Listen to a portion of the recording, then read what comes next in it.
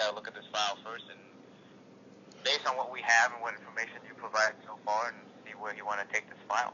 Do we want to look into it, or do we just kind of move on with this claim?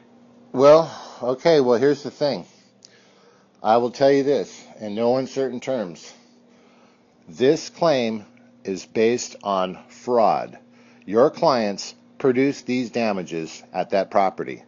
Your clients turned their back and did nothing when they could have done something and stopped the damage right where it was. They didn't. They turned their back.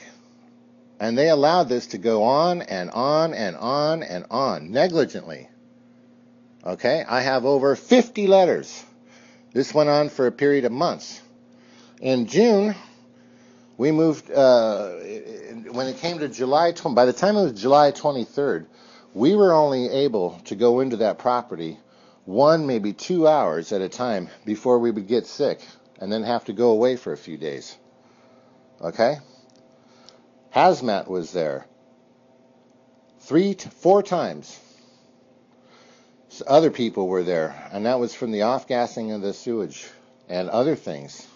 It's a very, very, very toxic place, and it's very, very dangerous, and these guys know it, and they kept it that way. But for all the other details and all the other intimate facts, I'm more than happy to give you my stuff. I have detailed files. I have over 50. I appreciate that, because in order for me to send your information, I have to put together like a legal letter that has to pass by my manager. I just can't send, information on behalf of the file and get involved with you unless I discuss the file. So I don't know where the direction is. So I wish I could give you the answer, but I have to take the facts and talk to my manager about it.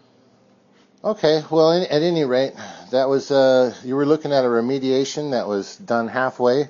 The city came in, the health department pulled the power, pulled the water on the 23rd, right after you guys were there. They pulled the services there, so I couldn't wash anything or decontaminate anything. Then the city said that the grounds were contaminated with hazardous materials. They gave me an order ordering me not to touch anything, and that order stood for, I think it was 90 days, 92 days. I couldn't go in there and touch anything of that. Nothing. Not a damn thing. Couldn't do anything. Per law.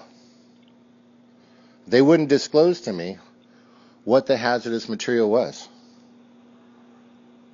They knew sewage had gotten everywhere, but they denied sewage.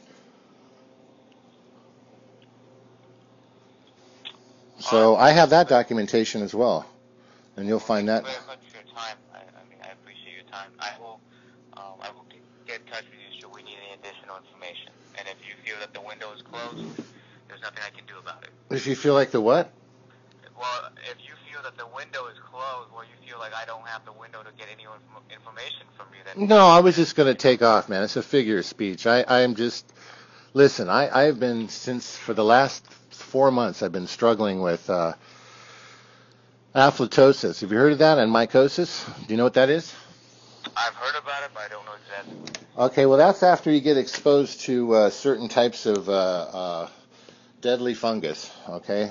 One of them is called an aflatoxin. That's a nerve agent. They make weapons of mass destruction out of aflatoxins. Aflatoxins are made by Aspergillus fungus. Aspergillus niger is in the backyard. And what that does is it has 3 different types of poisons in it. And one of them is an exotoxin, and that's the stuff that melts everything.